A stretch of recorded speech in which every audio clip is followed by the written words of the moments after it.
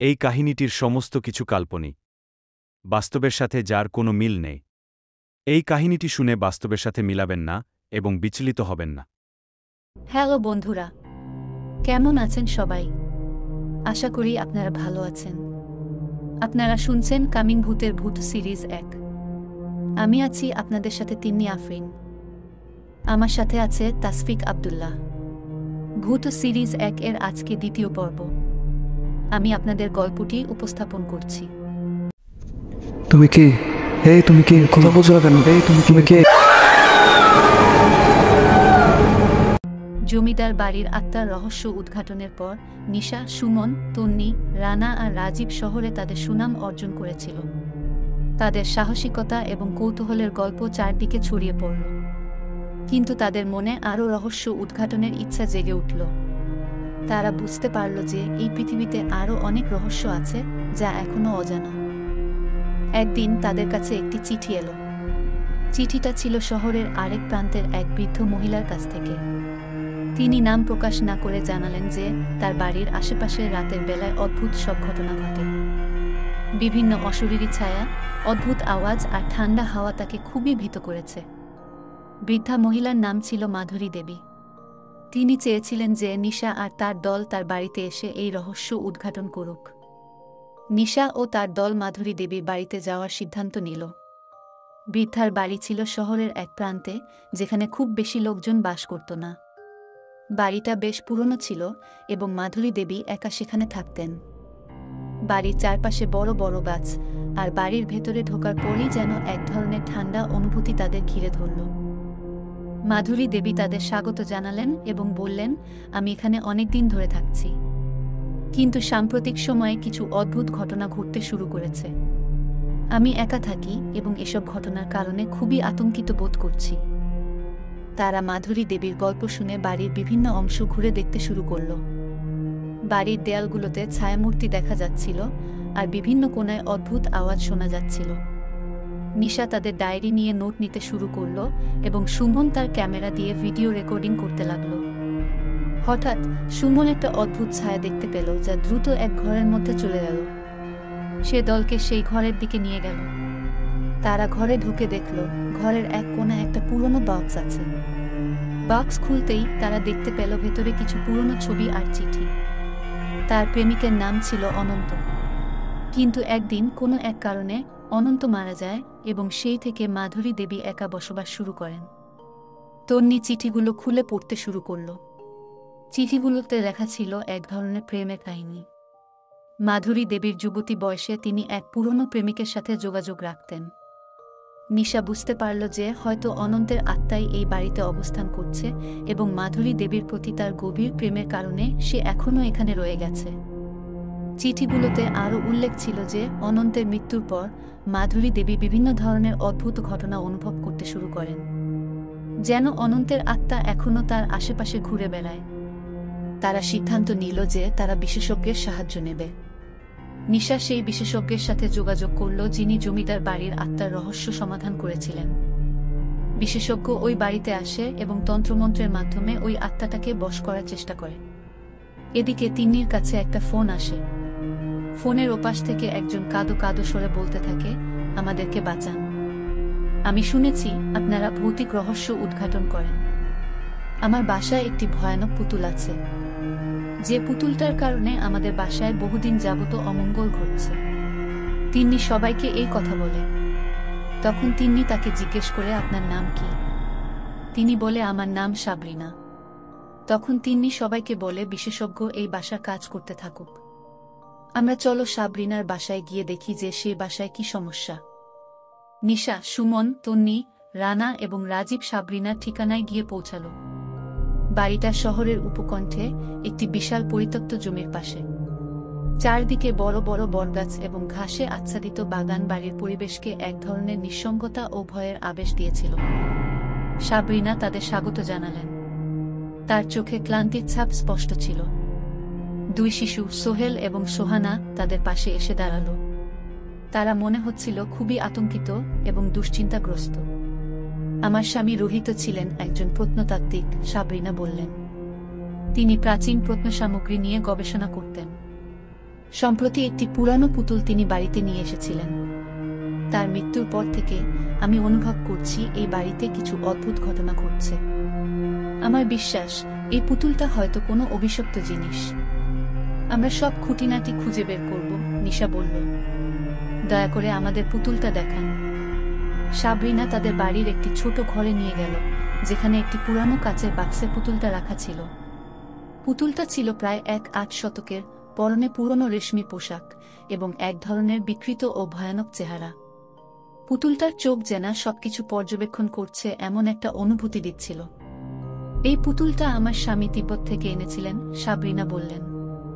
তিনি বলেছিলেন এটা একটি প্রাচীন অভিশপ্ত পুতুল, কিন্তু আমি এটা কখনো গুরুত্ব দিইনি যতক্ষণ না তার মৃত্যুর পর অদ্ভুত সব ঘটনা ঘটতে শুরু করল।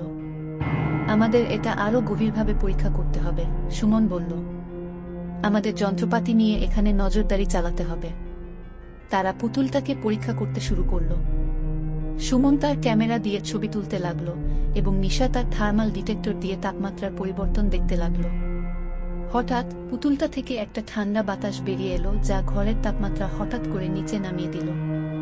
এটা খুবই অদ্ভুত, নিশা বলল। আমরা এটা নোট করছি। তন্নি পুতুলটার কাছাকাছি এসে তার হাতে তুলে নিল। হঠাৎ তার হাত জ্বলে উঠল এবং সে পুতুলটা মেঝেতে ফেলে দিল। পুতুলটার চোখগুলো হঠাৎ করে আলোর মতো চকচক করতে লাগলো। আমার মনে হচ্ছে এই পুতুলটা সত্যিই অভিশপ্ত, তন্নি বলল। আমাদের সাবধান থাকতে হবে। পরের দিন সকালে সাবরিনা তাদেরকে তার স্বামীর স্মৃতি এবং তার মৃত্যুর কারণ সম্পর্কে জানাল। তিনি বললেন, রোহিত একজন দক্ষ প্রত্নতাত্ত্বিক ছিলেন। তিনি প্রাচীন প্রত্নসামগ্রী সংগ্রহ করতেন এবং সেগুলো নিয়ে গবেষণা করতেন। তার ধারণা ছিল এই পুতুলটার মধ্যে কিছু অভিশপ্ত শক্তি আছে। তিনি অনেক রাত ধরে এই পুতুলটা নিয়ে গবেষণা করতেন। তার মৃত্যুর কারণ কি? রাজীব জিজ্ঞেস করল। রোহিতের মৃত্যুর কারণ আনুষ্ঠানিকভাবে হৃৎপিণ্ডের ক্রিয়া বন্ধ হয়ে যাওয়া বলা হয়েছে, সাবরিনা বললেন। কিন্তু আমি জানি তার মৃত্যুর পেছনে এই পুতুলটার হাত আছে। তিনি মৃত্যুর আগের রাতেও পুতুলটা নিয়ে গবেষণা করছিলেন এবং সকালে তাকে মৃত পাওয়া যায়। আমরা আরও তথ্য সংগ্রহ করব, নিশা বলল। আমাদের আরও কিছু সময় এখানে থাকতে হবে। রাত হল। নিশা, সুমন, তন্নি, রানা এবং রাজীব সাবরিনার বাড়িতে থেকে নজরদারি চালাতে লাগল। তারা ঘরের বিভিন্ন কোণে যন্ত্রপাতি বসিয়ে তাপমাত্রা, শব্দ এবং অন্যান্য পরিবর্তন নজরদারি করতে লাগল। রাত গভীর হওয়ার সাথে সাথে ঘরের পরিবেশ আরও ভীতিপ্রদ হয়ে উঠল। হঠাৎ সোহানা ঘুমের মধ্যে চিৎকার করে উঠল। সবাই তার ঘরে ছুটে গেল। কি হয়েছে? সাবরিনা আতঙ্কিত হয়ে জিজ্ঞেস করলেন। আমি স্বপ্নে একটা পুতুল দেখেছি, মা, সোহানা কাঁদতে কাঁদতে বলল। পুতুলটা আমার কাছে এসে বলছে, আমাকে মুক্তি দাও। এটা সত্যিই ভয়ানক, নিশা বলল। আমাদের পুতুলটা নিয়ে আরও সতর্ক থাকতে হবে। আমাদের কাছে কিছু রেকর্ডিং ডিভাইস আছে, সুমন বলল। আমরা পুতুলটার কাছে রেখে নজরদারি চালাব। তারা পুতুলটার কাছে রেকর্ডিং ডিভাইস রেখে পুরো রাত ধরে রেকর্ডিং চালাতে লাগল। নিশা আর সুমন পুতুলের কক্ষে রাত্রিযাপন করল, যাতে তারা পুতুলের আচরণ সরাসরি পর্যবেক্ষণ করতে পারে। রাতের গভীরে নিশা আর সুমন হঠাৎ দেখতে পেল যে পুতুলটার চোখ থেকে একটা অদ্ভুত আলো বেরিয়ে আসছে। আলোটা ঘরের চারদিকে ছড়িয়ে পড়ল এবং কক্ষে এক ধরনের ঠান্ডা বাতাস ছড়িয়ে পড়ল। নিশা তার থার্মাল ডিটেক্টর দিয়ে তাপমাত্রার পরিবর্তন রেকর্ড করতে লাগল এবং সুমন তার ক্যামেরা দিয়ে রেকর্ডিং চালিয়ে গেল। এই আলোটা আসছে পুতুলের চোখ থেকে, নিশা বলল। এটা খুবই অদ্ভুত। আমরা সব রেকর্ড করছি, সুমন বলল। হঠাৎ পুতুলটা মেঝে থেকে উঠে আস্তে আস্তে ঘরের এক কোণায় চলে গেল। নিশা আর সুমন অবাক হয়ে তাকিয়ে রইল। পুতুলটা যেন জীবিত হয়ে উঠেছে। এটা কি করে সম্ভব? নিশা চিৎকার করে বলল। আমরা এটা আরও গভীরভাবে বুঝতে হবে, সুমন বলল। পুতুলটার মধ্যে কিছু অশরীরী শক্তি রয়েছে। পরের দিন সকালে তারা সাবরিনাকে গত রাতের ঘটনা সম্পর্কে জানাল। সাবরিনা আতঙ্কিত হয়ে বললেন, আমার বিশ্বাস ছিল এই পুতুলটা অভিশপ্ত, কিন্তু এখন আমি নিশ্চিত হয়ে গেছি। আপনার স্বামীর মৃত্যুর আগেও কি এই ধরনের ঘটনা ঘটেছিল? নিশা জিজ্ঞেস করল। না, সাবরিনা বললেন। তার মৃত্যুর পরই এই ধরনের ঘটনা ঘটতে শুরু করেছে। আমরা আপনার স্বামীর রেকর্ড এবং গবেষণা দেখতে চাই, রাজীব বলল। তার গবেষণাগুলো আমাদের এই রহস্যের সমাধান করতে সাহায্য করতে পারে। সাবরিনা তার স্বামীর গবেষণার কাগজপত্র দেখালেন। সেখানে পুতুলটা সম্পর্কে অনেক বিস্তারিত তথ্য ছিল। রোহিত লিখেছিলেন যে এই পুতুলটা তিব্বতের একটি প্রাচীন মঠ থেকে উদ্ধার করা হয়েছে, যেখানে পুতুলটাকে অভিশপ্ত হিসেবে বিবেচনা করা হতো।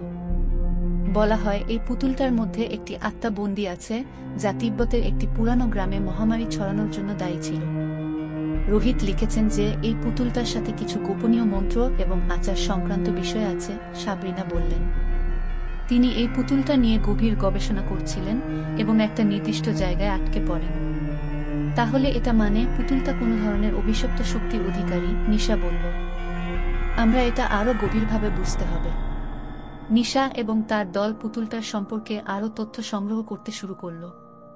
তারা রোহিতের নোটগুলো গভীরভাবে বিশ্লেষণ করল এবং দেখতে পেল যে পুতুলটাতে একটি শক্তিশালী আত্মা বন্দী রয়েছে, যেটি মুক্তি পেতে চায়।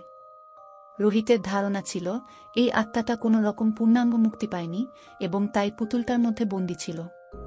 তন্নি বলল, আমাদের তিব্বতীয় ঐতিহাসিক বা প্রত্নতাত্ত্বিকদের সাথে যোগাযোগ করতে হবে, যাতে আমরা পুতুলটার ইতিহাস আরও বিস্তারিতভাবে জানতে পারি। তারা বিভিন্ন উৎস থেকে তিব্বতীয় প্রত্নতাত্ত্বিকদের সাথে যোগাযোগ করল এবং দেখতে পেল যে পুতুলটার ইতিহাস আরও ভয়ানক। তিব্বতীয় কিংবদন্তিতে বলা হয়েছে এই পুতুলটা একসময় এক দুষ্ট সন্ন্যাসী তৈরি করেছিল। সন্ন্যাসী পুতুলটাতে একটা নিষ্ঠুর আত্মাকে বন্দী করেছিল, যা বিভিন্নভাবে মানবজাতির উপর বিপদ ডেকে আনত। পুতুলটা বানানোর পর থেকে বিভিন্ন পরিবার ধ্বংস হতে শুরু করে, আর এই পুতুলটা যতজনের হাতে পড়েছে তাদের সবাই অশুভ ঘটনার শিকার হয়েছে। এই পুতুলটা একটা অভিশপ্ত আত্মা ধারণ করে, নিশা বলল। আমাদের খুব সতর্ক থাকতে হবে। আমরা যদি ঠিকমতো না করি তবে এই আত্মা আমাদেরও ক্ষতি করতে পারে। পরের রাতটা আরও ভয়ানক ছিল। নিশা, সুমন, তন্নি, রানা এবং রাজীব পুতুলটার নজরদারি চালাতে বাড়ির চারদিকে ক্যামেরা আর থার্মাল ডিটেক্টর বসিয়ে রাখল। ঘরটা ঠান্ডা হয়ে উঠতে শুরু করল, আর পুতুলটার চোখ থেকে আলো বের হয়ে ঘরের চারপাশে ছড়িয়ে পড়ল। হঠাৎ ঘরের জানালা বন্ধ থাকা সত্ত্বেও প্রচণ্ড বাতাস বইতে শুরু করল, আর পুতুলটা নিজে থেকে মেঝেতে পড়ে যেতে লাগল। একটা ভুতুড়ে হাসির আওয়াজ ঘরের চারদিক থেকে আসতে লাগল। আমাদের কিছু করতে হবে, সুমন আতঙ্কিত হয়ে বলল। পুতুলটার শক্তি বাড়ছে, নিশা বলল। আমাদের এটা আটকাতে হবে। সাবরিনা চিৎকার করে বলল, আমার সন্তানদের বাঁচাও। বন্ধুরা, এই গল্পটার বাকি অংশ পরবর্তী পর্বে উপস্থাপন করা হবে। বন্ধুরা, এখনো আপনারা যারা আমাদের টেলিগ্রাম চ্যানেলে জয়েন হননি, তারা এখনই টেলিগ্রাম চ্যানেলে জয়েন হন। ডিসক্রিপশনে লিংক দেয়া আছে। আজকের পর্বটা যদি ভাল লাগে তাহলে অবশ্যই একটি লাইক করবেন, কমেন্ট করবেন এবং যারা নতুন আছেন তারা অবশ্যই সাবস্ক্রাইব করবেন। পরবর্তী পর্বের জন্য আপনাদের আমন্ত্রণ জানাচ্ছি। সেই পর্যন্ত আপনারা ভালো থাকুন, সুস্থ থাকুন। আল্লাহ হাফেজ। তুমি কি? এই তুমি কি কথা বলছো না কেন? এই তুমি কি?